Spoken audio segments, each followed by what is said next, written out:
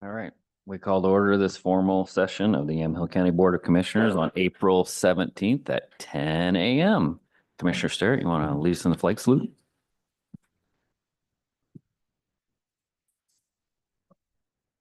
States of America, to the republic which stands one nation, God, indivisible, liberty and justice for all.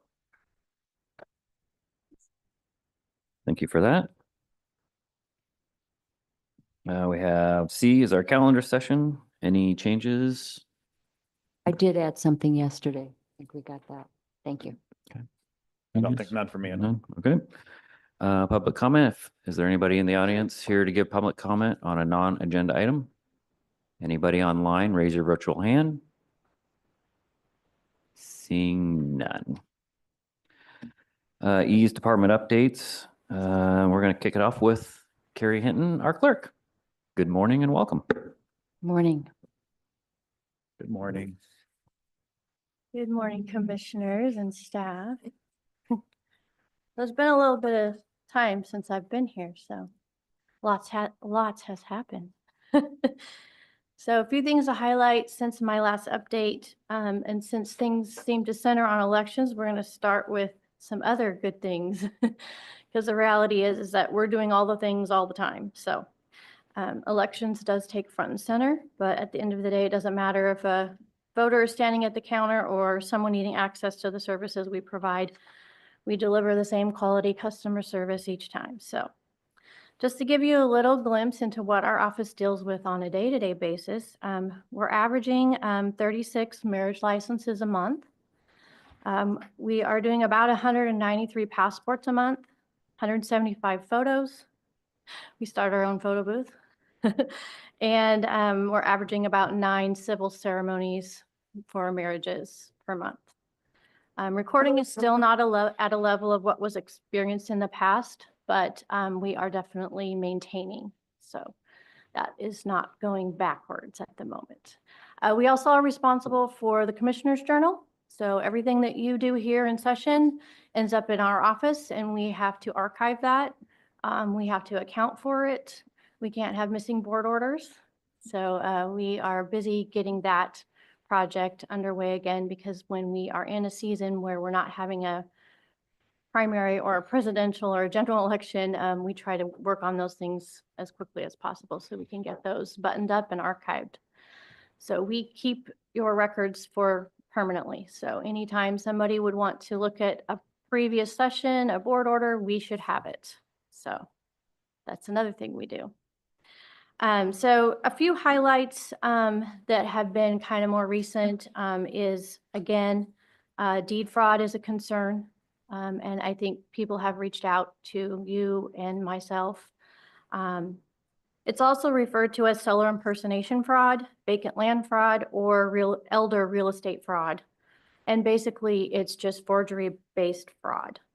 When a customer brings in a document to be recorded, there are statutory requirements that we are required to meet. If the document does not meet those requirements, we can say we can't record that. If it meets the requirements by law, we are not allowed to not record it.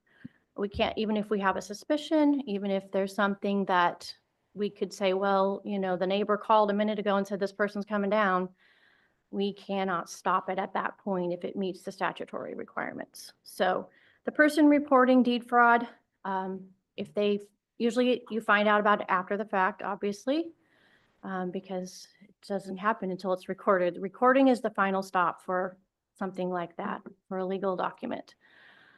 They would have to seek legal counsel, report it to their local law enforcement.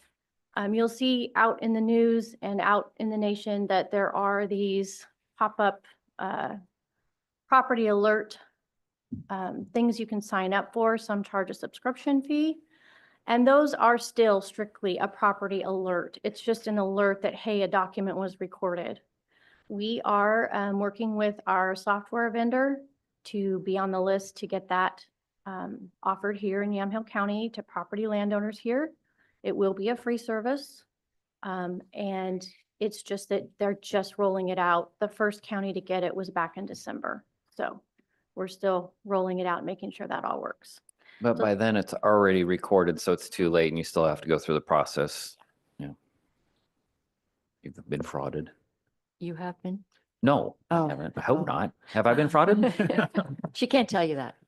We can look you up. A question about, is there a cost to you? Yes, There is a cost. Yes. So are you going to reflect that in your budget so that when, okay. yes. And what is that? Do you know? Right now, it was only $1,600 a year. Okay. So when people email us and ask about title insurance, what's your recommendation? It's pretty much, For now, until we can change Oregon laws, there's really not. The clerks do have one bill in this legislative session that's being proposed that would put more safeguards in place for deed fraud.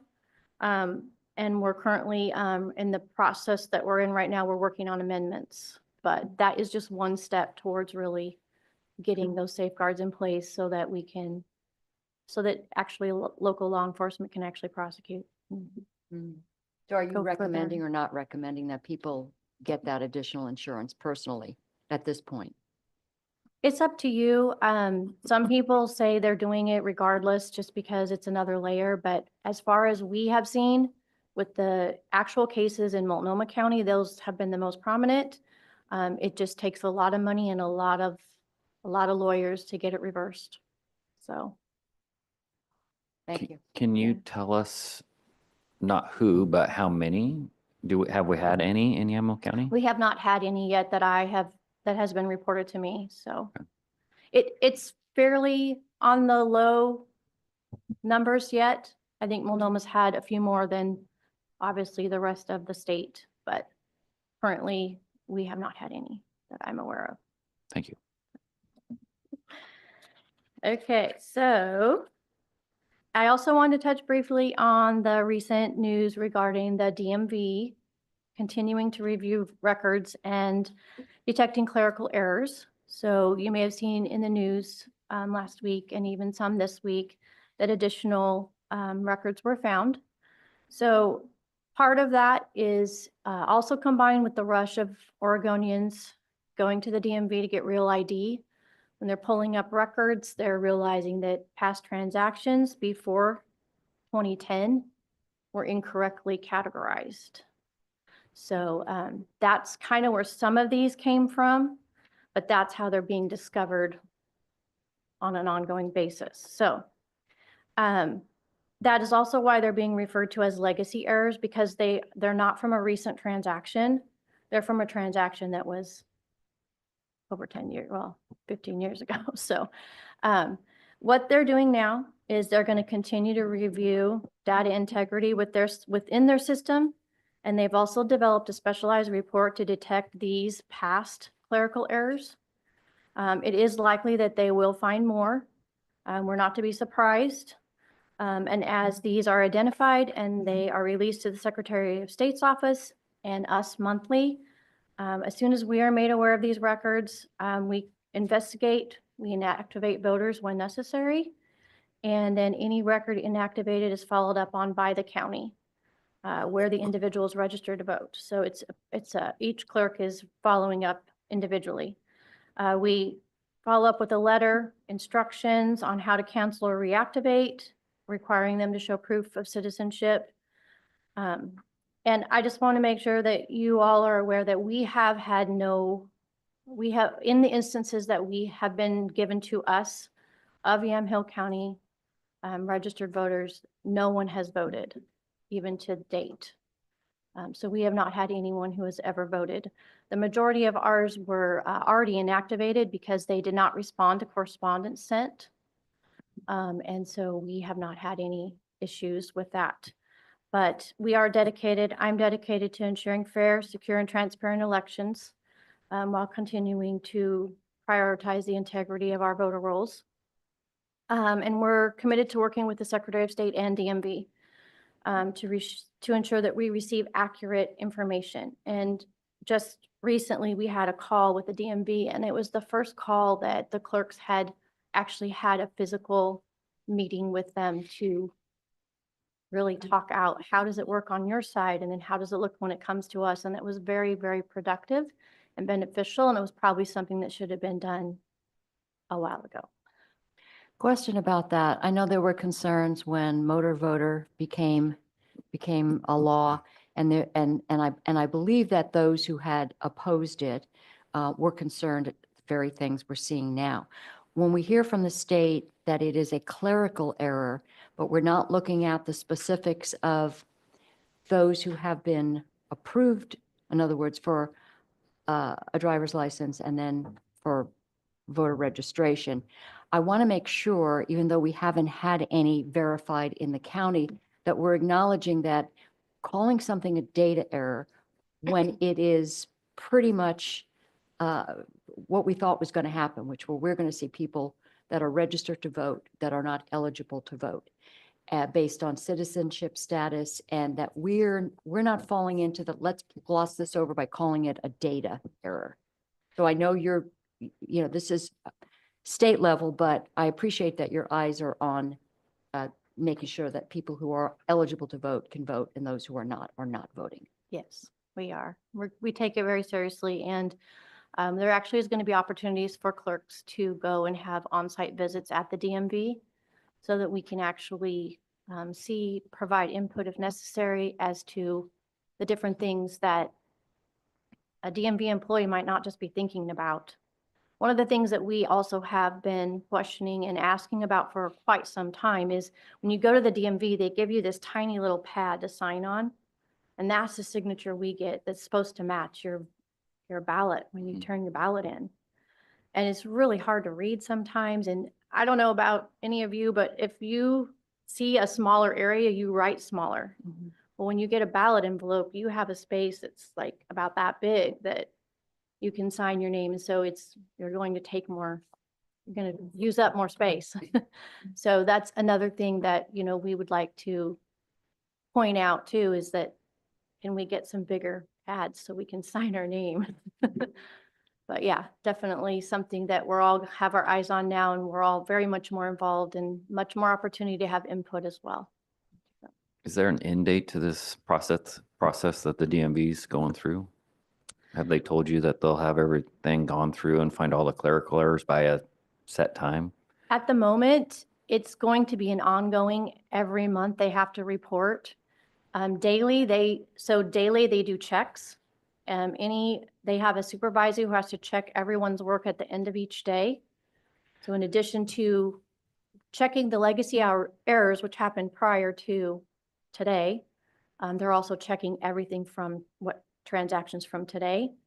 It's part of what we asked for as far as transparency, because we wanted reports back as to where are there other glitches happening? Is there other things being, that need to be looked at?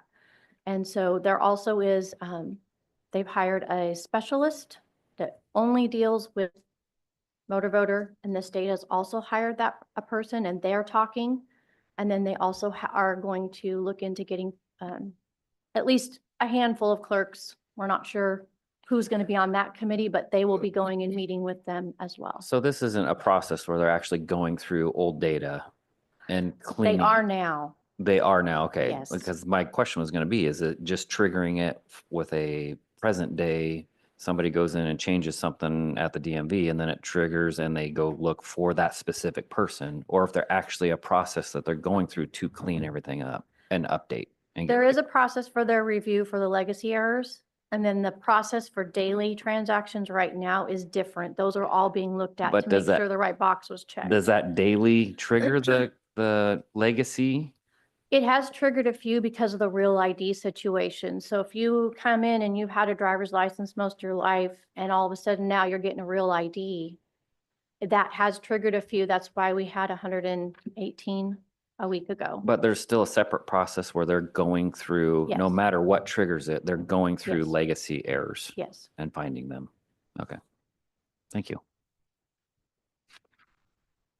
And then as far as legislative things, a lot has happened, obviously, and there's a lot going on, but in our little world, there were a few election and recording bills considered, but most of them have died. There is still being bills proposed by the surveyors and tax and assessors that will raise recording fees, which will then be our job to collect. Because that's what happens when someone brings in a document, we collect those fees for them.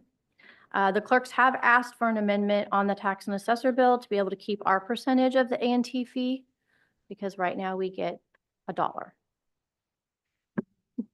So we'd like to keep our dollar. Two of our bills seem to be moving forward and should pass. It's House Bill 3385 and 3386. Basically, 3385 was just a clarification that the statute, it modifies the statute that governs the fee schedule for public records filed with a county clerk. And then 3386 will authorize a deputy. We can appoint a deputy clerk, so other staff other than myself, to solemnize marriages. So take the pressure off the clerk of doing them all. And then obviously, last but not least, we do have an election coming up. So just a quick timeline, military ballots were mailed out April 4th. Absentee ballots were available April 7th. April 21st, we will be sending out all of the absentee ballots and out of state. So college kids, snowbirds, people like that. Those will be going out on the 21st. Our voter pamphlets will be mailed out next week. And the last day to register vote is April 29th. Ballots will begin to be mailed April 30th.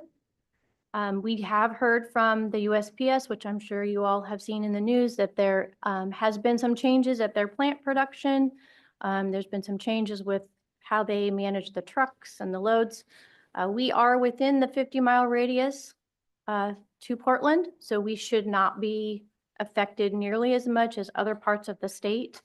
But I would expect that there could be a day delay. So if you're used to getting, if you call us and we tell you your ballot was mailed Friday and you're used to getting it Saturday, it might not come till Monday. There is that possibility.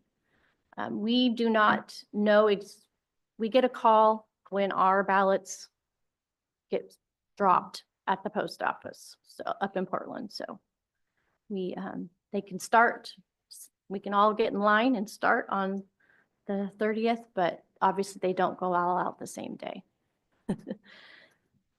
20th is the election day.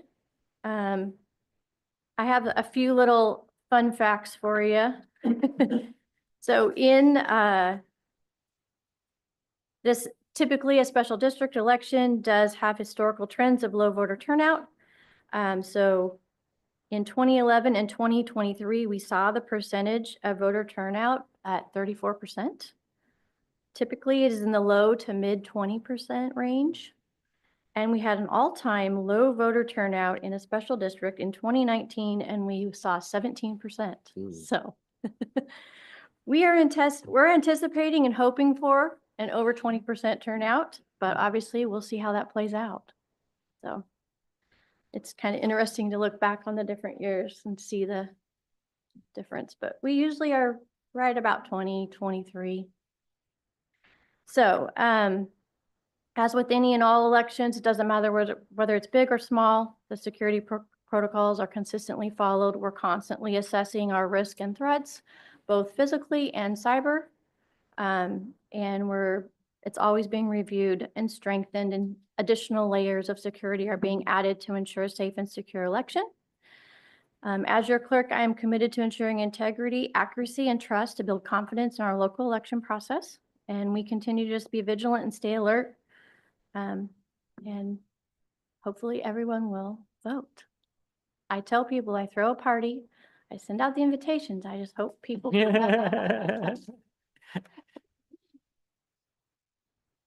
How many registered voters do we have now in Yamhill County? We are just under 78,000. Archiving, how's that going? We are learning lots, and we are in talks with the state to make sure that we are in compliance with a lot of things. Retention schedules are very important. We don't want to keep things too long. So a lot of things that we have currently are permanent record, but then there's also other things that we need to be finding ways to preserve. It's expensive to preserve records. But moving forward, we feel like we're going to get on a good path so that we can ensure that they are safe and sound and they can be accessed for hundreds of years to come. So going forward, I know that there was a small amount that you were allocated and that was an additional amount. Has that brought you up to speed or do you have, I know you have a lot more to do. Yes, we do. We're trying to, what we've done is we've taken a complete inventory of what we currently have, what we need to get, and then we're going to prioritize that based on needs and what's the most important thing to do first. And what we'll do is we'll end up splitting it down into manageable projects. Well, you do a lot over there, so thank you. I know that it's very challenging and stressful, but we appreciate how hard you work Thank you. and your team. Thank you. What's the price tag to scan everything and make it digital? Well, if you want to do everything, that's a lot of money. One book is $5,000. The only reason I asked, I already knew the number. I was just curious because after our tour, there's a lot of interesting stuff in the basement of the clerk's office. So when we do end up moving, there's a lot of stuff we need to preserve on those older books. Anyway, thank you very much. Any questions, Commissioner? No, none for me. Thank you. Thank you, Carrie.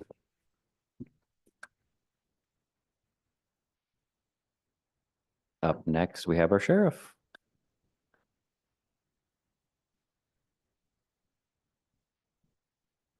On a bag and a computer. This one could be long.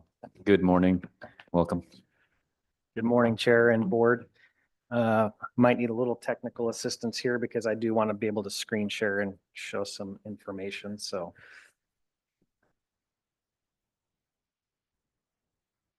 I don't know if I'm actually promoted to be able to, yeah.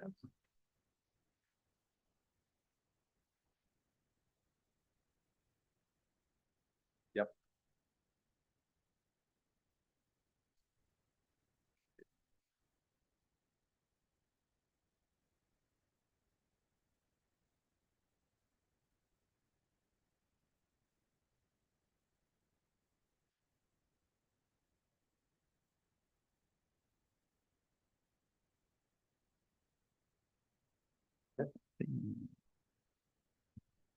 All right, well, thank you for the opportunity. I'm excited to be able to give an update this morning. I think I could probably keep you here till about 6 o'clock this afternoon if we were going to cover all things Sheriff's Office. We have a lot going on between patrol, jail, dog control, radio system, support services. But what I wanted to do is just share with you this morning this report. I'm not going to spend enough time to go through every slide in detail. There's a lot of information, but every year as part of our policing services contracts to the 5 cities that we currently serve, we prepare an annual report for them that highlights the activity and what has gone on. We have not done an agency-wide or an office-wide annual report in quite some time. So this is an annual report that will be published out to the community so that the public knows what we're doing at the Sheriff's Office. This encapsulates calendar year 2024.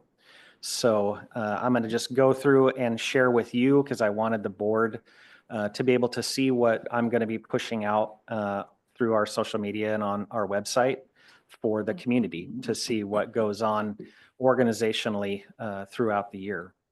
So the beginning page is just a note from me. There's some specifics in there about things that we've accomplished the past year. I highlight some of the efforts that we have made over the past year. And some of the information is more in detail as we move through the slides themselves. But a couple of things that I just wanted to point out because of the support that I have obtained from you as the board. I was in front of you very, very early on in my time as sheriff and got support for us to move to a new policy manual product through Lexipol. We have the first round of those policies published out to staff.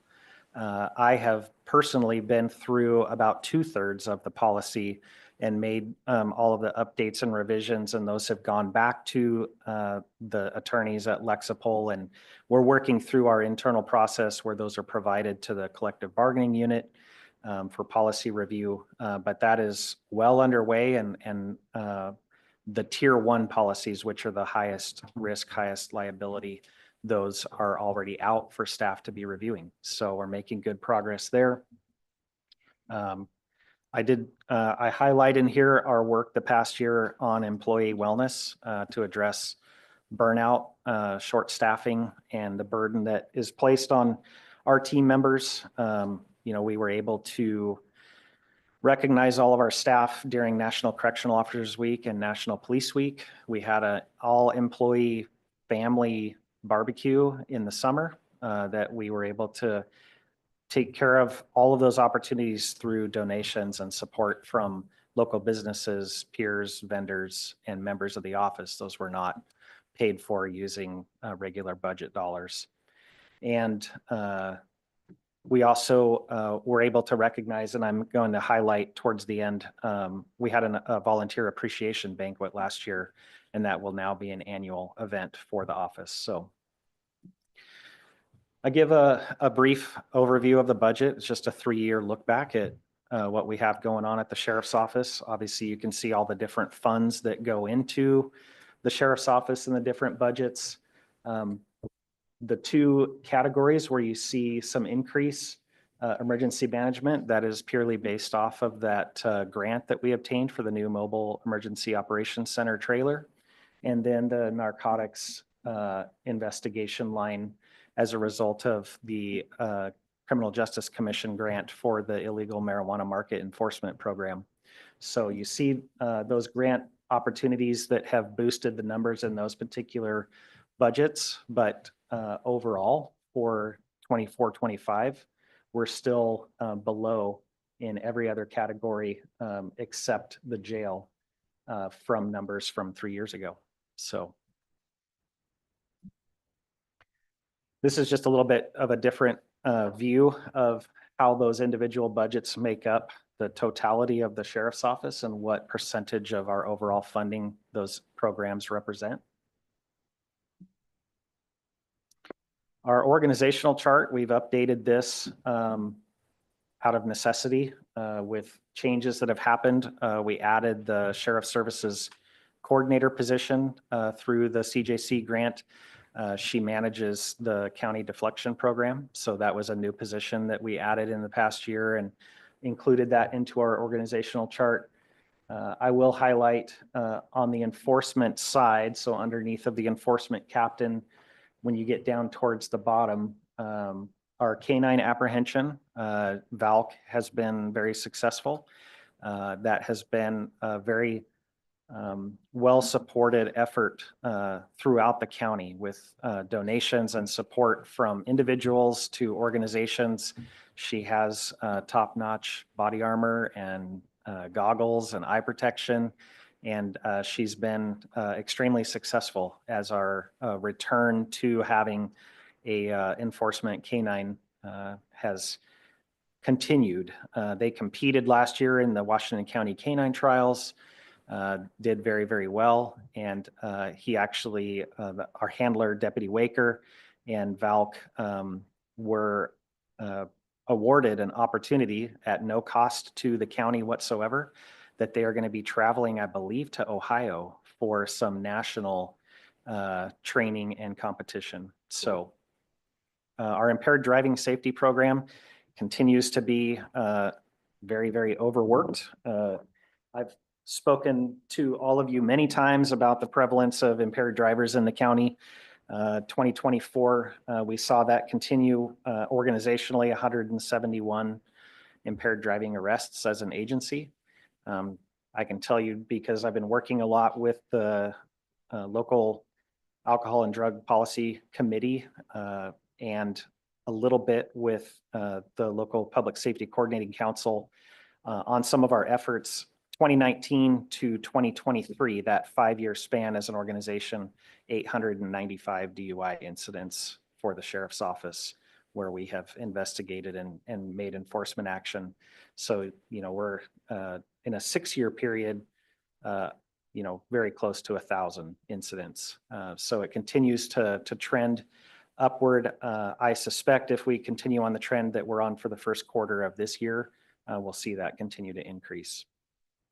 Sheriff, can you remind us of the number of times somebody drives impaired prior to ever being arrested? It's somewhere around 80 is what NHTSA publishes. The average impaired driver drives impaired 80 times before they get caught. And then the other thing I wanted to highlight on here was our Woods Patrol. We made a commitment based off of some of the problems that we were seeing, as well as an opportunity with our partnership with the Bureau of Land Management and Oregon Parks and Recreation to return having a full-time dedicated staff member to dedicated enforcement up in the very rural forested part of the county, typically the western portion of the county. So we have had that for the entirety of 2024. He's been very, very successful. Our case volume, I don't know if we've plateaued yet. It's not that we see significant crime as far as like person type crime up there on a regular basis, but a lot of dumping, littering, abandoning vehicles. We do our mountain cleanup event. If you ever come up and see how much garbage we're able to collect in that one day, you'll see the scope of the problem, and we don't get to all of the known locations. So he has been very successful being supported with one of our reserve deputies in addressing the wooded area of the county. Do you actually get to catch the people that are doing it most of the time or We not? do. We Okay. have a variety of means that we utilize, but candidly, a lot of times there's mail, there's documents with their name on it, and it's not. Stupid they're not the- criminals. Yeah, crime of the century. But it takes the ability to have that time for staff to go up, to collect the evidence, to do the follow-up and to follow through with it. So What about cameras? I know years ago, Public Works put one up at a particularly problematic area and they stole the camera. we utilize cameras extensively, as well as the Bureau of Land Management uses cameras. We've been able to add some cell-based cameras, so we get real-time versus just historical. And that's been helpful for us. We were trying to address a specific problem, as you're well aware, the High Heaven Gate. During fire season, we were having some issues, and we were able to utilize one of our cellular-based cameras to get some real-time, and we were able to address some problematic behavior as it was occurring. Hmm. So.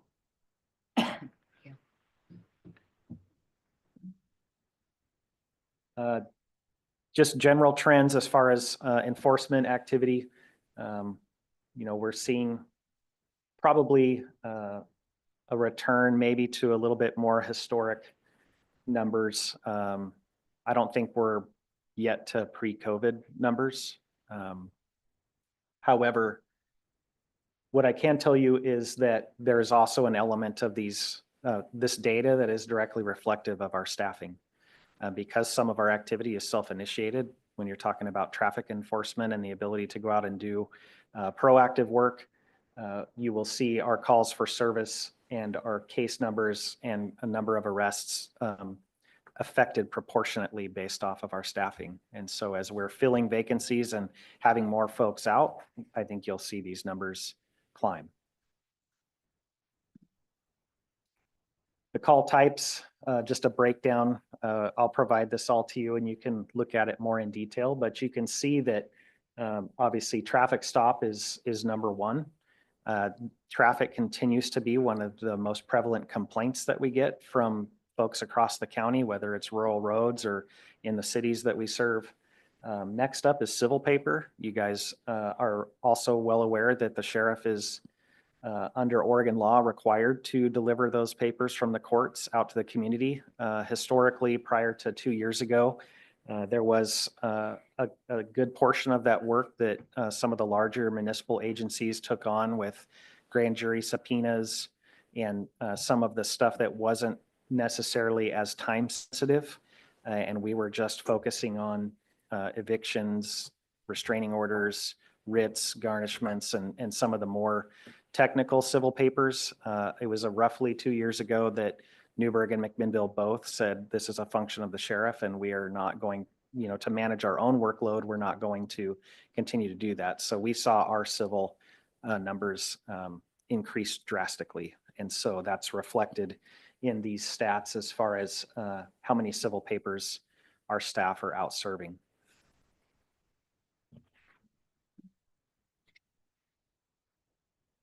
Some data about where calls are happening, a breakdown of, rural county versus incorporated cities, the cities that contract with us versus cities that don't. You'll see that we do have a presence in every city in the county because of our function with serving civil papers, because of our function to serve with additional resources, backup, investigative support for major incidents, no matter where they occur. But rural county, the unincorporated, is roughly 37% of our activity. And you'll see, our presence in all of the incorporated cities in the county. And that is primarily a result of our civil work.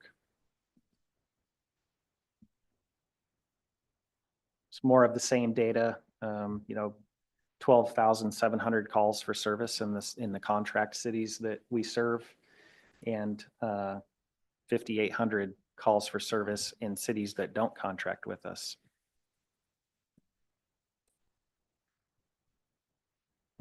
These numbers are interesting to me because it shows that we're actually staying pretty consistent in a breakdown between our calls for service in the rural county and the cities that contract with us for service. So those city calls hover around 60%, and rural calls hover around 40%.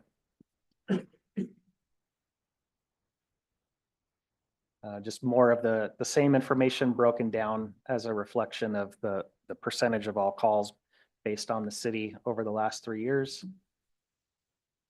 And then overall, all of our calls and how they're classified, whether it's a society crime, a person crime, or a property crime. And that has to do with how data is reported to the feds and to the state, whether it's classified as a society crime, which is an offense against society, like impaired driving, where society is the victim of that offense because there's a potential for impact to all of the society, versus a person crime, which would be an assault where an individual is directly affecting another individual, or a property crime where something is damaged or stolen, a piece of property.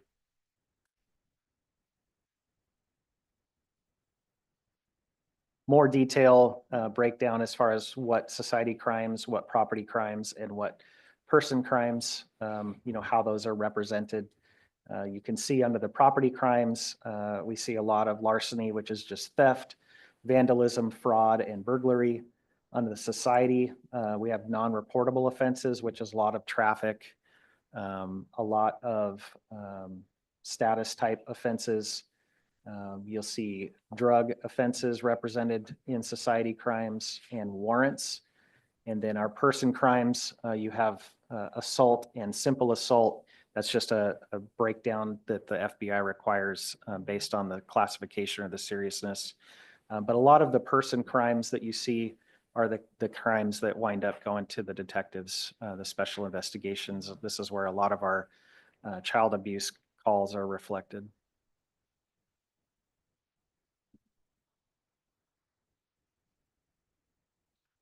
We get a lot of questions about tickets versus warnings. There's probably as many people as you would get together in a room, that many different opinions on what those numbers should reflect.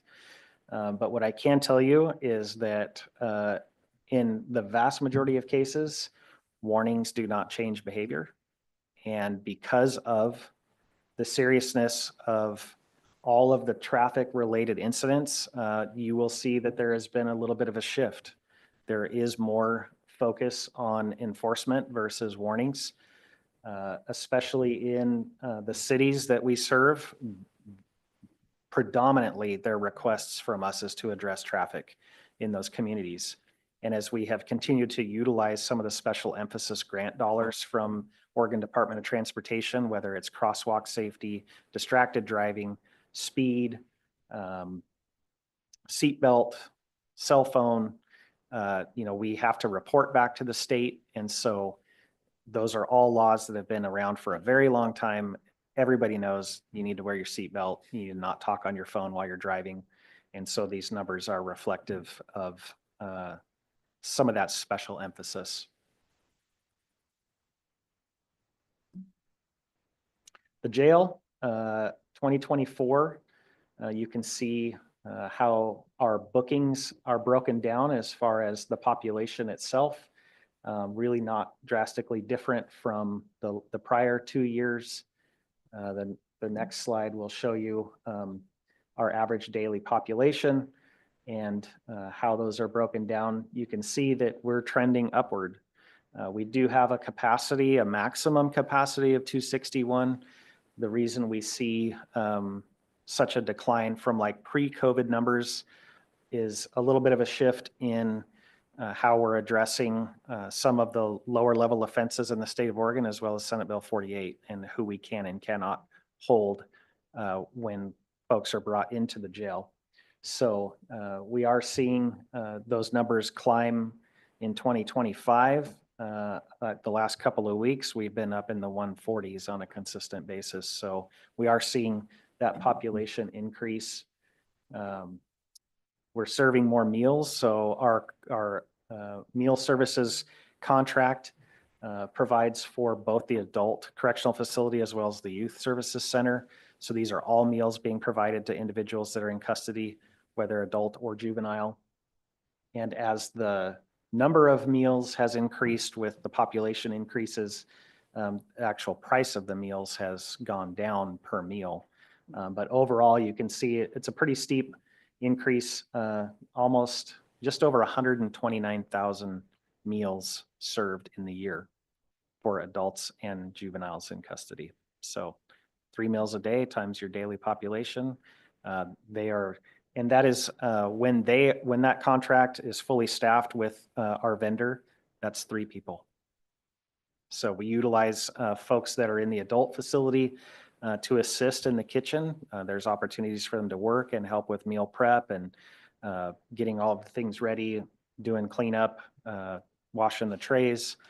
But 3 full-time staff members that work for Summit are the ones that are preparing all of those meals. Our medical services, I'm not going to spend a whole lot of time on this because I was in front of you a couple of times as we worked through the new contract with our medical services provider. But those medical costs continue to increase, and that is a substantial amount of commitment that we have made for the overall care and health and wellness of the folks that are in the facility. We see a lot of complicated medical issues, and that is represented in the commitment here, both with your support and through the contract with MedTrust, that we are seeing those medical prices continue to climb fairly substantially. Sheriff, I have a quick question, and this comes from, I had asked, I think Lindsay Manfred and Ken looped in on this meeting we had with at AOC, the public safety meeting, where one of the questions came up about do we have the capacity to bill Medicaid as a jail provider with potential changes. So not really sure if that information is something you guys are kicking around or if that's something we have to address through HHS. So we have met with representatives from the Oregon Health Authority on 2 different occasions. We are aware of the potential and the move towards the implementation of the 1115 waiver program, which will allow folks that are in the facility to access Medicaid or Medicare, depending on their situation. We have done a lot of work. It's included in our agreement with our medical services provider that once that ability exists, that they will work with us to be able to tap into that potential resource. We have a separate program going on where we're working to identify and set people up for the ability to at least utilize that when they're out of custody now, to be able to get enrolled and and take advantage of those offerings for their health and welfare. But yes, we are anticipating and eagerly awaiting the opportunity to be able to utilize that waiver program to both ensure that folks maintain their enrollment or are able to be enrolled, and that we have access to the resources that would provide for care for folks that are incarcerated. Not to mention what it will do for your budget. It will help significantly. Thank you. More information about, all the things that go on. You can see we have nurse examinations, doctor examinations, dental. Our intake screenings is, you can see that those have continued to increase. Every single individual that comes into the intake area of the jail gets a screening before we accept custody. We need to know what medical problems individuals have. We need to be able to address emergent things that may arise and have that comprehensive understanding of whether they're on medication, whether they have a provider that they already see, whether or not there's a potential for them to have some sort of medical distress when they're incarcerated in the facility. And so every single person gets an assessment before they come into the interior doors. And so that is, you can see, those numbers continue to increase as our population increases, the number of bookings increase. Every one of those is getting an assessment. We have our mental health examinations, both with a psychiatrist or with a counselor. We have two amazing staff members from HHS that work in the jail, Tom and Tony. They are phenomenal. They spend so much time helping us deal with individuals that are either on the verge of crisis or having thoughts of self-harm. They are a tremendous asset and a resource for the staff in the jail as well as the population, to have them there to be able to address those needs as they arise and help individuals navigate being in that carceral setting, which isn't necessarily a great environment for somebody struggling with a mental health condition. Our detox numbers, it's interesting. We see obviously a number of folks every year on alcohol or opiate detox. Those numbers are down, and that is directly reflective of the number of folks that we do not hold past booking because of Senate Bill 48. So it's not that the problem has been solved and that we don't have individuals that would go into detox. It's just that they're not remaining in the facility because they are either level 1 or level 2, where they're being released right away. Court security in the courthouse, 66,000 people through the metal detector last year. The magnetometer screening at the front entrance. 3 firearms screened out from coming into the courthouse. We have, almost 900 knives that get screened out. And folks told you can't bring that in and take it back out to your vehicle. But about 1,200 hours of time as far as the court security generally. And that's a impressive amount of traffic to come through the front doors of the courthouse. So our transports, it's just, we're trying to keep track of how much time is spent when we have to take individuals either out to another facility, go to a doctor's appointment, go to the state hospital. You'll see that for the prior 2 years, there's no information as far as mileage, but we are starting to track mileage so that we can account for how many miles we're driving as we're having to take individuals to various places. Support services, which is a very, very busy and active portion of the sheriff's office. They're processing and we track the concealed handgun licenses, whether that's a replacement of a lost card, a renewal of an existing or a new application. That is all online now. You can submit everything, and that has been very successful to have that tracking mechanism to show what has been received or hasn't been received.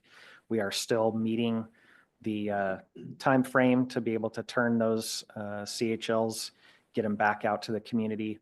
So that transition to where all of that can be submitted online has been very, very helpful in our workflow and maintaining efficiency. Records requests, seeing a substantial increase in the amount of requests that we get for everything from police reports to information about different programs that we have. We get a lot of requests from partner agencies to provide information. We also have that now fully online. You can access it just by going to the website and submit your request. Again, having that mechanism where it's all electronic allows us the tracking. It allows any staff member that's processing those to pick up where somebody left off. We don't have to wait till the person that started it gets back from lunch or gets back from vacation to be able to finalize that request. And so having that electronic ability to receive those requests, respond to the requests, track what we're doing, and know where everything is at has been a phenomenal workflow efficiency as well. Name scans are requests that we get from anybody. Probably the most common is the military. We get requests from branches of the military looking for information about folks that are signing up to serve. And so they're doing their backgrounds, and we're looking to see if there's any records that we would need to provide to them. Phone calls, and then our warrants. Obviously, another function of the sheriff is to maintain all of the warrants. So we have all of the warrants that get processed by the circuit court, regardless of whether it's a MAC PD case or an Oregon State Police case or a sheriff's office case. Those warrants come to our office to be entered into the statewide system. Sheriff, before we move on, there are several bills in Salem that I know that sheriffs by and large are not thrilled about. Have you, barring an act of God that these things don't pass, how are you going to address that staffing wise and in terms of all of the various requirements you're supposed to do without any provision for how to do it? Well, I have had a preliminary conversation with Mr. Huffer to just give him the awareness of, what could be if we see those go into effect. And that could be either currently litigated challenges to existing, or if there's a passage of new legislation that comes through this session. We have done some preliminary numbers. We estimate that if we are put in to that position of having to process and provide a permit to purchase a firearm, it would be the equivalent of 2.5 full-time employees worth of work. We estimate that the stand-up costs to be able to absorb that would be nearly $500,000 between the computers, the access to the software, the FTE, to be able to do that. But to be candid, that's not a reality for the county or for the sheriff's office to stand up something that significant in probably what is going to be a very short window of time. There is a vendor that we already utilize for the concealed handgun license software that has developed a module for the permit to purchase. There's some unknowns yet because we're not entirely certain what the criteria is going to be to illustrate proficient handling. We're not necessarily thrilled about folks bringing their favorite 6-shooter into the front lobby to show us that they can adequately and safely handle it. So there's not a lot of guidance and criteria on what constitutes a successful demonstration. And so we're trying to navigate through that. I have a meeting this afternoon that we're going to be talking about that more. But I will tell you that we have fully committed, and my staff, Nicole, the support services manager, we understand that it could be a reality, and we are going to do everything within our power to not be the impediment to somebody that is seeking a permit. We're totally reliant on some other entities like OSP and the FBI to get those returns back to us. I do believe that the issue about digital fingerprints has been resolved. Initially under 114, we were going to have to hand courier paper fingerprint cards to Salem. I think we're going to be able to do the electronic submissions, which will obviously be an efficiency. But there is no denying that it will be a substantial workload, and we are going to have to do some serious internal shuffling to try to meet the demand because that initial wave is certain to be well in the thousands of individuals that are seeking those permits. I'm sorry for what you have to endure.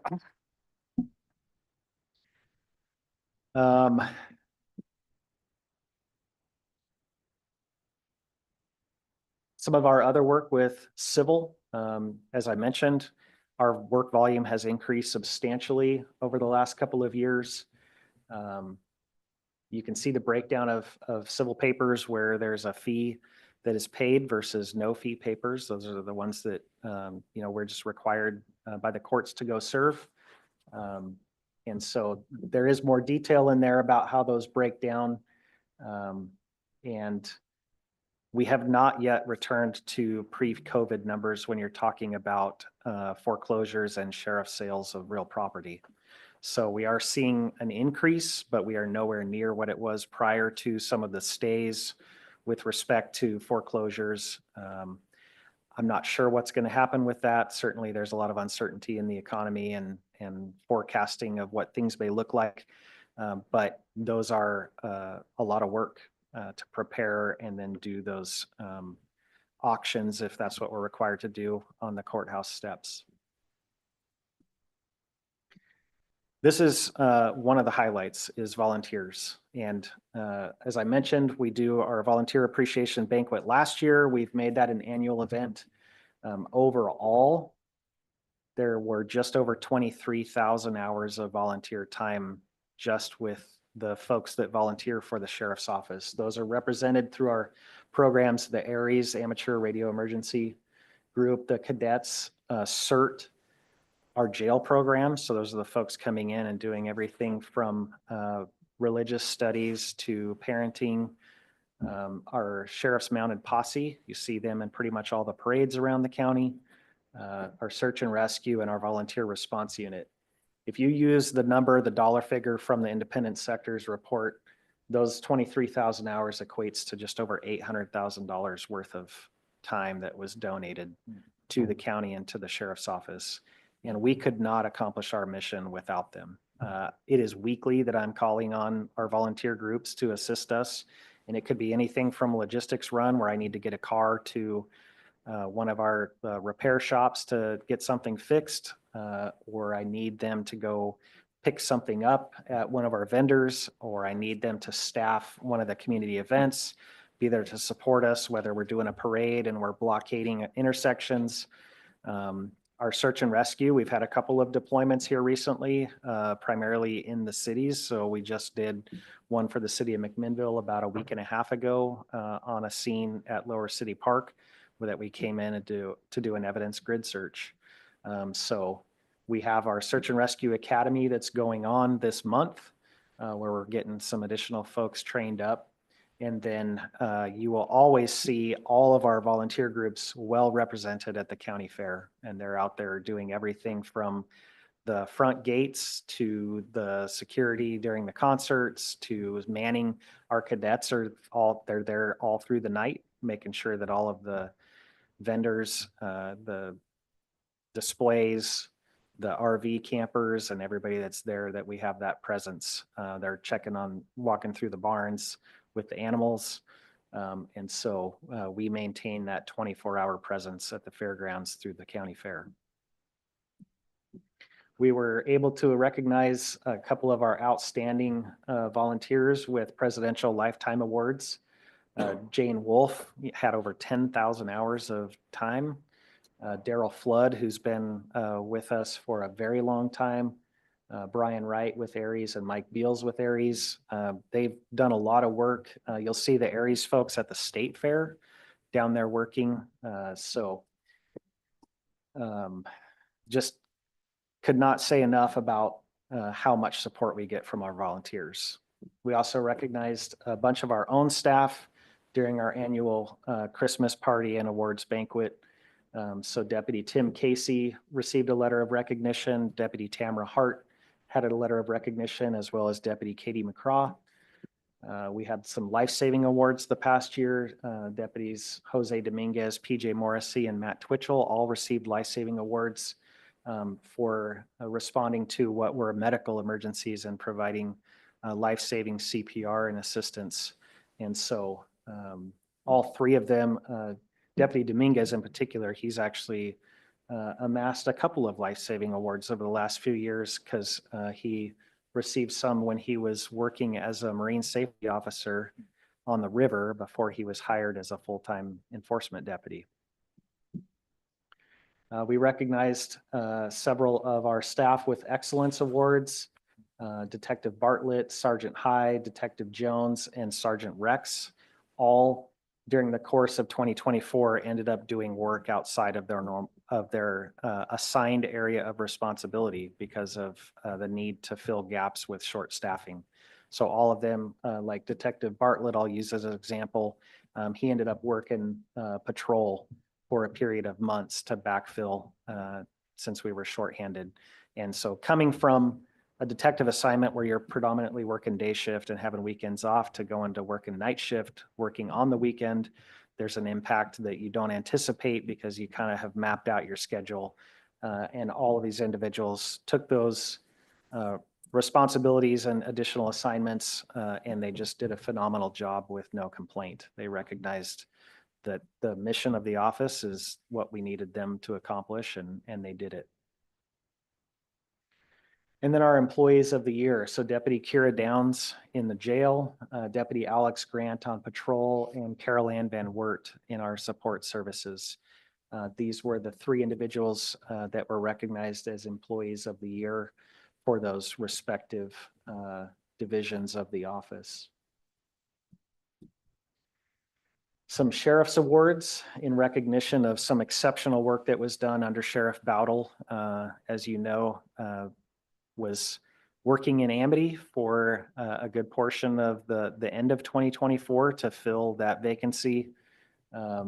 He also obviously had a lot of work to do in helping me navigate being a new sheriff. So under Sheriff Bowdle has been an employee of the office for, I think, about 28 years. And so I'm just going to give him a shout out because today is his birthday. Yeah, happy birthday. Daryl Flood, obviously just his longstanding commitment as a volunteer to the office. And then Lieutenant Stackpole, who really bore the brunt of the work as we work through our policy manual with Lexipol and getting all of our policy updated and current. We had a number of staff that reached some milestones as far as years of service. So Doris Webster, 25 years working in the support services. Deputy Russell Mead, 20 years working. He started in the jail actually, and then went to patrol. And then the rest of the individuals, Carson Bartlett, Travis Hyde, Jacqueline Luce, and Zaragoza Rodriguez, all 5 years of time with the sheriff's office. And then we lost a couple of our stellar folks. Darren Broom retired after 26 years, and Terry Schmidt, 16 years working in the jail and support services. So I'm happy to send you that presentation so you can review it in detail. I did want you guys to see it because it is going to go out to the public. I want them to see the great work that the men and women of the sheriff's office do. And it's important to me to illustrate not just to you as the board, but to the greater county as a whole, what they're getting with the Yamhill County Sheriff's Office. And I just can't say enough about the hard work and the dedication. We do a massive amount of work with a relatively small number of people. And I think that we are continuing to become more efficient, and we're striving to be more efficient in all that we do because we do important work. And I tell my staff to be proud of the work that they do. There's not that many people in this world that make it through all of the steps to become a law enforcement professional, to go through the background, to go through all of the testing, and that they should be proud of the fact that they are public safety professionals and that they are a representative of a small group of people that do amazing work. Sheriff, where will this be available? Where and when will it be available for public? I see a couple of pictures being taken of engaged folks in the back. I will do my very best to get this published onto our website Okay. As soon as possible. Okay. And that'll Great be- report. Thank you. And I love the amount of dedication you have to your staff and just how much praise you give them everywhere, and your commitment to wellness, both in family and your staff as well. It's really encouraging to see. Thank you. Thank you, Sheriff. We appreciate you and your Thank you. team.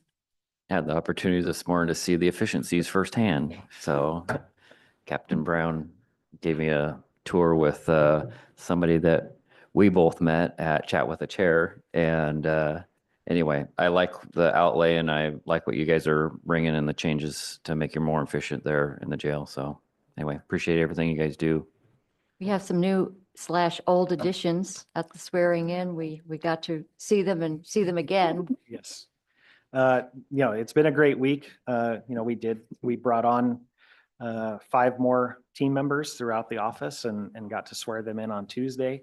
And I commented, the 3 individuals, the 1 corrections deputy and 2 patrol deputies, the 3 of those people that all bring their prior experience, bring over 80 years of experience in their professions to Yamhill County, which is a huge win for us.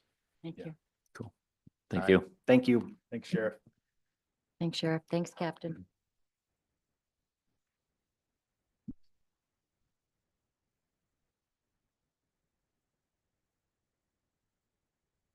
All right, moving on. We got work session. There's none. G is our consent agenda. We're bringing on a new Fair Board member, Craig Brown.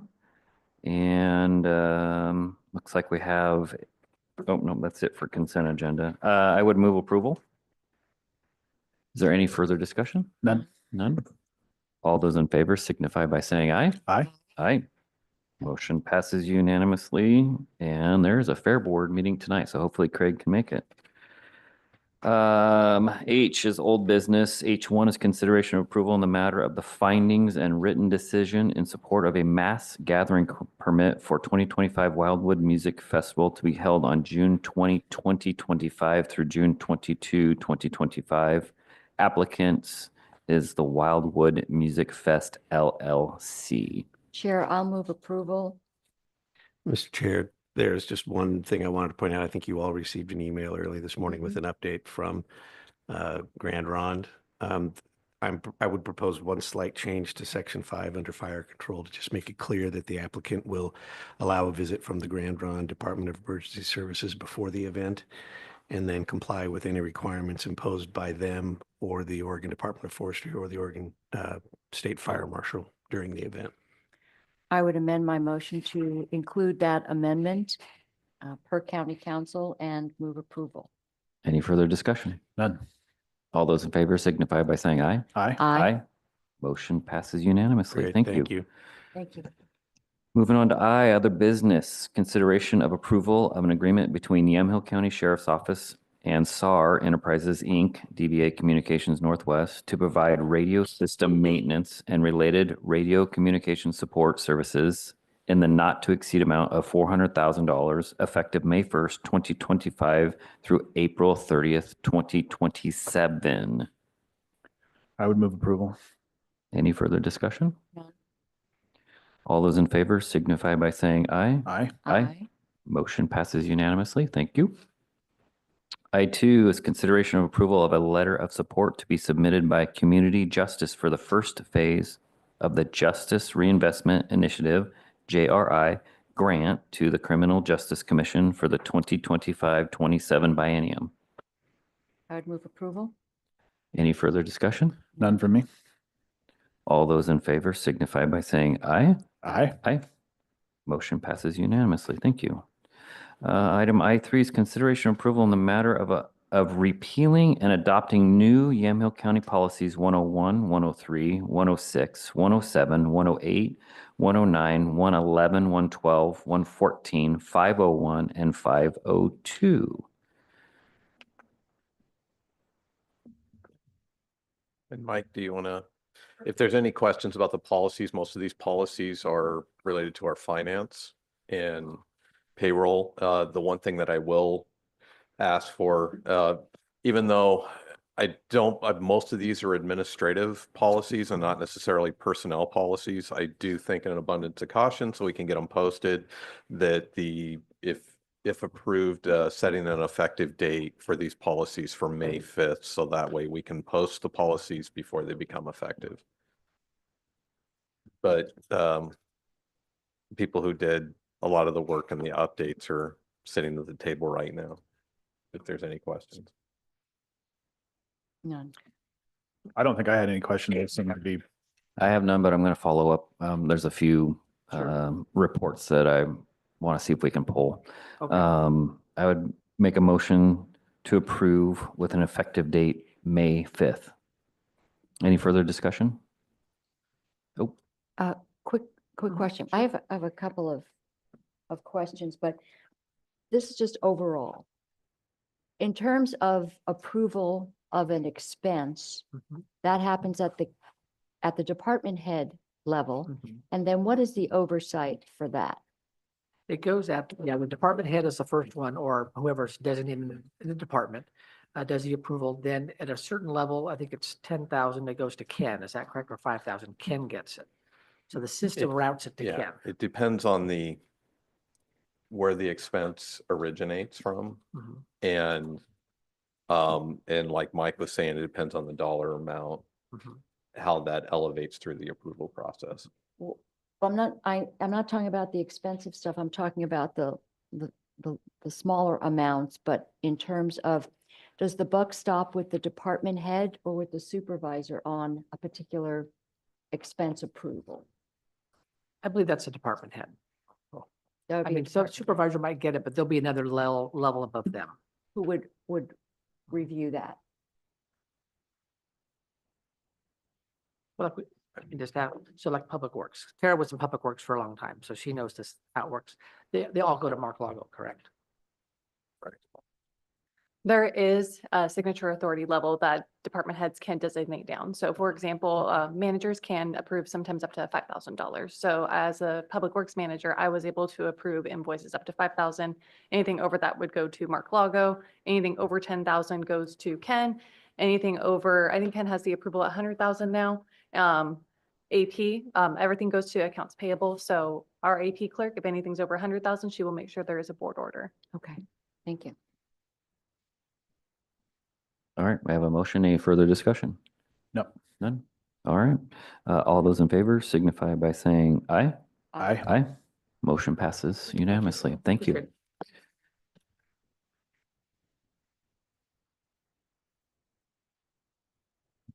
Moving on to item I4, consideration of approval amendment number 2 to the lease agreement between Yamhill County and the City of Newburgh, Board Order 99-369 for a portion of the Rogers Landing Park property, extending the term through June 30th, 2031. I would make a motion to approve. Any further discussion? none for me. All those in favor signify by saying aye. Aye. Motion passes unanimously. Thank you. Moving on to I5, consideration to authorize County Council Christian to sign the final participation forms and related documents to include Yamhill County in the proposed national settlement agreement between litigating parties and Target and Costco, settling and releasing all claims against the named parties arising out of federal multi-district opioid litigation. Do we have a number for that? So last I heard, the Target settlement was for $1 million and the Costco settlement was for $5 million. I'm still waiting on the final breakdown of, Those Total total numbers, but right? pre-split. not for the No, county, that's pre-split. total. So there's 9 litigating counties who would be dividing that settlement. Exactly how that's going to be divided is still being determined, and the exact amount that the county will be received is still being determined, but those were the global settlement amounts. And again, these are a little bit different in that they don't include the state and they don't include other counties or cities above 10,000 in population. So those amounts will be divided between the 9 litigating counties in Oregon.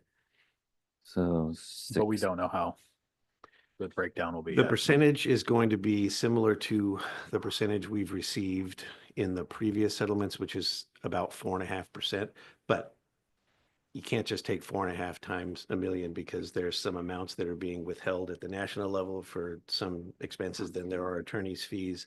So I don't know exactly what the number to And it's then not just a multiply simple by 9 4.5% counties. Right. is going to 'Cause be yet. population based or Well, I can get you some more That's information fine. about I how just- those percentages have been determined, but yes, it's I mean, if based on the number of a number of things, but one of the biggest drivers was the number of pills that were distributed within the county over a course of several years. And I'm way oversimplifying the formula that went into determining what each county's percentage was, because it had to do with not only the pills, but the services that we had to spend to provide law enforcement, HHS, things like that. So those calculations were made years ago, and that same percentage has been applied to each of these settlements. Right. And nothing, I mean, just, I found it odd that we didn't have a number, but yet we're going to tell you to go ahead and settle on it. So I thought just transparency wise, we should have had that number, but it's not going to change what we're going to do anyway, because it's not like we're going to say no to the settlement money coming to us. It's already predetermined, correct? Well, I mean, we could say no, and then the county would be left to sort of litigate individually against these entities if we chose to, so. But you do have the numbers, right? You know what we're signing off on. Yeah, the last I'd heard from our outside counsel was the settlement number from Target was $1 million and from Costco it was $5 million. Right, but our portion. I don't know. I don't have that exact number. Okay. If you'd like, I mean, I can get that information. We can postpone this and you could. How act on much it next time do week. you need to get this done? Next week would be fine if Okay. you'd prefer to have that number, and I'll Let's see what do I can, that. I'll see what I can nail That'll down make in me the feel a little meantime. bit better about it, I think. You guys in agreement with pushing this off a week? Okay. It'd be nice if we had a number, yeah. No problem. Yeah. Okay, cool. So we're gonna postpone I-5 till next Thursday. Moving on to I-6, consideration of approval of settlement agreement between Yamhill County and Campfire Columbia to return remaining funds in the amount of $102,453.46 and release any claims. I think we've discussed this. And do you guys have any questions for Joya on this? I don't have any None. questions. Thank you, I would Joanne. move approval. Any further discussion? None. None. All those in favor signify by saying aye. Aye. Aye. Motion passes unanimously. Thank you. We're on to J, public hearings. There's none, which brings us to K, announcements. Excuse me, Chair. Yes. Maybe before we get too far from that last agenda item, did the board, I don't know how soon you'd like to schedule a time to talk about where we want to redirect those funds, if we wanted to get something on the calendar, a work session, or consider something. Could we do it at the same time? In other words, could we do it next week? Those funds are anticipated to be returned before the end of the month. But we still can talk about, You can still talk. Where to about go. where spend Just it. want to give you a sense of when Yeah. we should expect the money at the latest. Yeah. we do it next week? Talk about it on the 24th. Great. Great. Will we have options for Joya or that be, okay. Do we need Joya here for that conversation? We're either of other commissioners? No. Okay, I don't. you're allowed to not be here. That's great. I mean, part of that could just be some general direction from the board on what you would like to, if Yeah. it's still within the childcare category, if it's something else, Okay, it could be a general discussion and maybe not get into the specifics. But it's completely up to the board. Cool. All right, moving on to J, public hearings. None. And we have K, announcements. Commissioner King, you want to kick us off? sure thing. Last week after this meeting, Regional Solutions Talking Trash was the highlight of it. Just in Regional Solutions talking about garbage transfer and landfills and stuff. Mostly Commissioners Pope and Cameron gave a lot of insight in their historical knowledge of this topic, and just as the landscape is changing there. That was very interesting to be a part of. Also met with SEDCOR and DCI. DCI has been struggling with the supply chain. They're very supportive of this current administration, but just the lack of runway and the tariff options. And so reaching out to all of our contacts together, which is Representative Scharf we're both at our federal contact level. It's something that I'm keeping an eye on. They're a major employer, so and I believe Joy is up to date on that as well. I last minute got to go to went to Tillamook actually for a search and rescue benefit with the sheriff. They throw a big fundraiser every year for their search and rescue, it's a nonprofit essentially. And since the sheriffs, they have their new foundation looking at ways to potentially raise some money. So I told Sam I would next year would love to be a part of maybe throwing some sort of benefit for or a fundraiser of sorts for the search and rescue. So we're kicking around some ideas on that front. Three of us were at the swearing in, which is we're now mostly staffed, and he says we're 3 away from being from our deputies being fully staffed, and I think he has 2 moving over from corrections so we're even closer. Should be really awesome. AOC, Commissioner Johnson and I were the Senate floor, just highlighting the importance of our legislators' commitment to working with counties, which I thought was really a great thing for AOC to be putting on. Had a couple of meetings yesterday with the sheriff and just kind of our standing meetings as well, and saw a lot of those numbers yesterday. And again, I just can't reiterate how impressed I am with this department.